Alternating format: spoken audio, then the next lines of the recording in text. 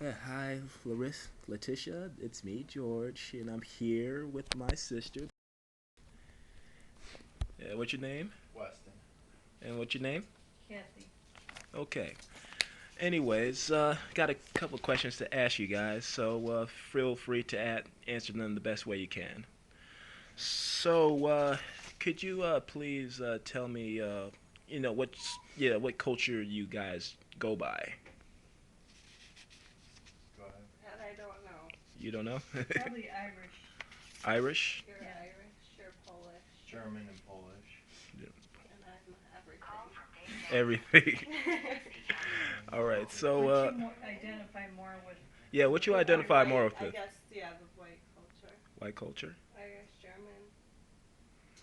All right. So, Beth, tell me why you identify more with the white culture. I mean, with the Caucasian culture. Because that's my mom. Go for now. I was That's how you raised grew that up. way, yeah. Really. You was Yeah, Betty was your grandma was a big Irish influence on Catholic. you. Domineering, kind of. okay. So just to make sure I got what you said, you identify yourself as white because you was pretty much raised by your mom, right? Yeah. Okay. So, Mom, could you please tell me a little bit of could you please tell me a little bit about the Irish culture that you could tell me? Well, it's kind of Irish Catholic, um, strict Catholic, and I don't know. A lot of kids. Yeah, a lot of kids. How many brothers, sisters do you? I have two brothers and four sisters, and I always wanted to have like 17 children. You did? Oh. Yes. Wow. Yeah, because my best friend had like 17 brothers and sisters. So I was always more comfortable there at their house. Okay, Mom, that's getting too personal. Oh. It's okay. It's okay. So, And I always wanted Beth to be a good Catholic woman. Right, Beth? Yep. And she liked to rebel. Are we asking stuff like that? Oh, I'm trying to think.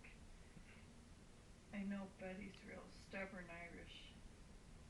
And Grandpa's half Irish, half Grandpa, half German.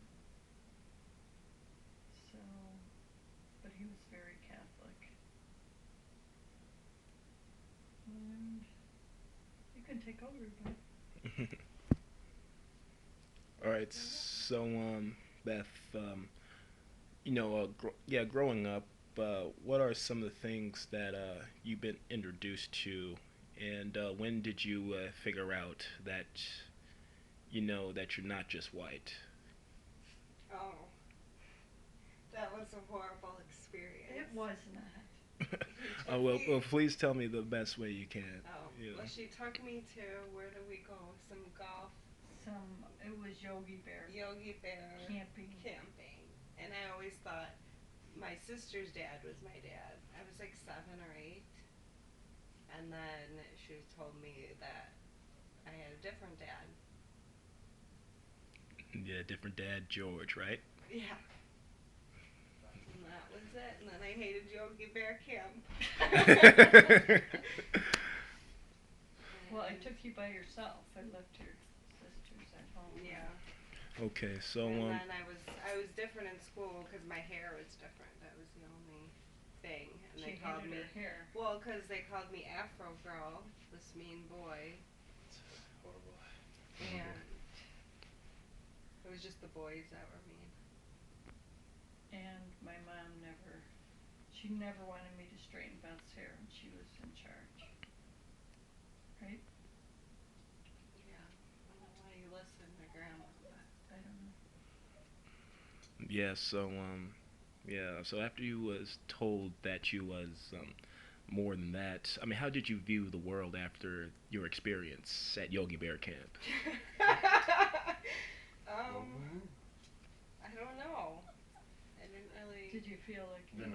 I guess know? I Yeah. felt more, then I felt more like I kind of got it, that I was different. I don't know. Before that, you didn't really feel that way, Mm-mm. and then you started to feel it afterwards. Yeah. And I remember I never knew what to circle on the Scantron. Oh, that That's the always worst. got me Yeah, that's the worst. upset. Like you didn't do I good on remember the the test 'cause you teacher were so would, like, worried. one teacher was looking to see what I put, and I would put Mexican because my sisters were Mexican, and then Your dad, yeah, their dad. their dad. So that's what you identified with. And he was a jerk, and he didn't treat you right. Are we talking about my life story? Yeah, Well, let's get that into it. that Oh, affects you. Well, yeah, but that had nothing to do with. Right. I think it would. Okay. Yeah, but anyways, for you, man, yeah, what culture you best identify yourself with? I would say Polish more. Polish? Why? Yeah. Because my mom's parents are Polish, and we used to go over there a lot when we were kids. You know, she would take us there a lot, and they would always cook like traditional Polish meals and stuff, like on all the holidays and everything. They had pierogi and Polish sausage and They still have that. all that stuff. So my other side, my other grandparents are German, and they didn't really have any traditions like that. You know, they didn't really cook anything like that. So I guess more Polish. Okay. And yeah, based upon my readings, there is said that there is this one drop rule. If you have like one drop of anything else, you can no longer call yourself black or totally black or white. So, what do you guys think about that rule, that unwritten rule of ours in America? I think that's true. If you're black at all, they consider you black. And I remember years ago, what was in, you know, 74, in the cafeteria, it was like one, part of the cafeteria was black and the other part was white.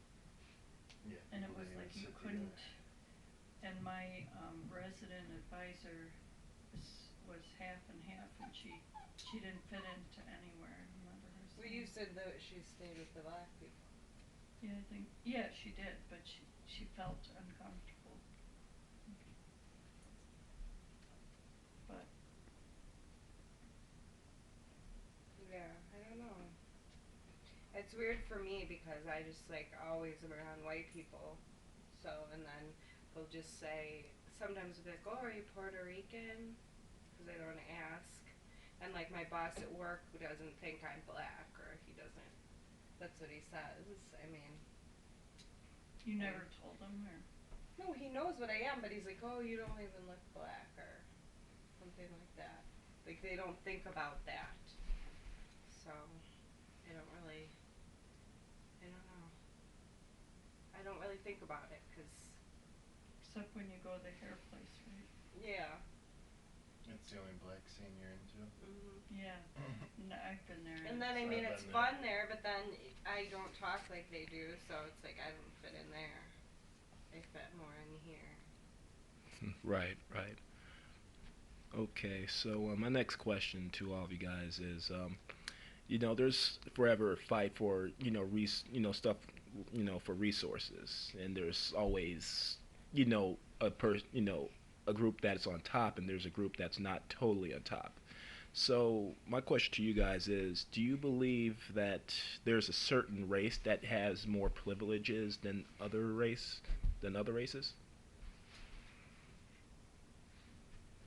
I'll let you go first. Yeah, the white race. Yeah, could you tell me why you think that? Just because they're at a better advantage starting off. So. Yeah. The blonde hair, blue-eyed, Do you think it's blonde hair, blue eye? Huh? I think I have brown eyes. No, I don't think it's necessarily that, but white. I think it's just how the being whole white. how the whole country's set up, and the people that are in power are mostly white, and that's why. And then it's just that's how it's been, for a long time. It's like Yeah. and they still try to keep the Yeah, other the races system. down, and that's why it still is the way it is. Well, they're at because such a disadvantage that it's hard to get out of that. I think. that's what it seems like. Yeah, even if you're born affluent but you're black, there's still a disadvantage. I think, or if you're Mexican, or if you're just because people profile you when you walk in the door. And that's what I see. I don't know. Yeah. But I think it's getting less and less. I mean, we elected Obama president, which was great. He's half black. Yeah. I mean, still, But it was you a big consider step. him- I mean, everyone Yeah, you before consider that him was black. white. I mean, Yeah. well, Mhm. yeah. Mm-hmm. Yeah. So with that said, when do you think that this separation between all races and and who is dominant and who's not will end? Oh, Maya, stop Come on. right now. Go in your room. You okay, you honey? don't have to go in your room. Just stop. Yeah. Okay, honey? Maya, No, come here. come on. Well, you told her to stop. She didn't. I know, but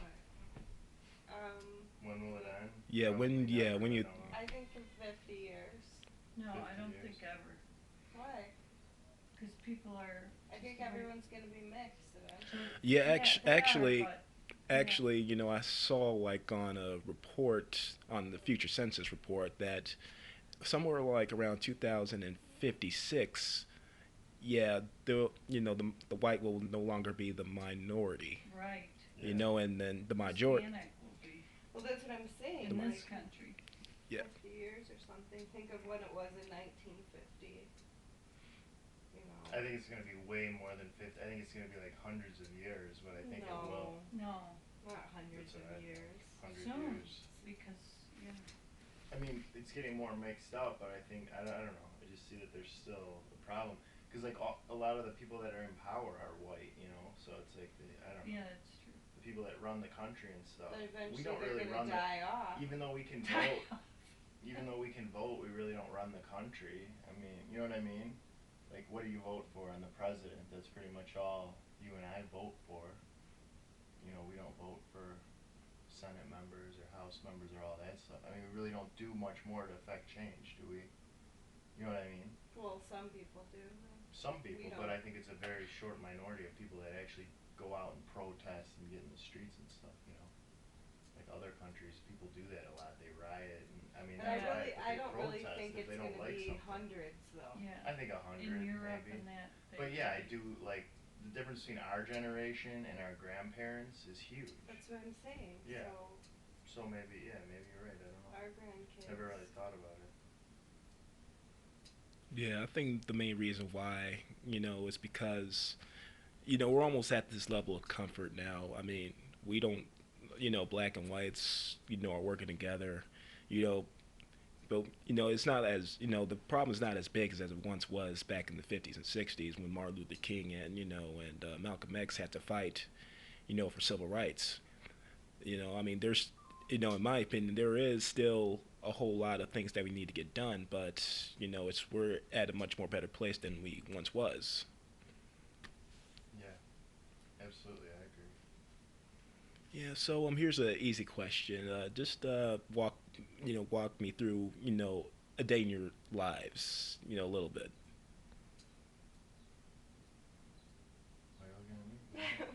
Why is it my day of my life? Let's see.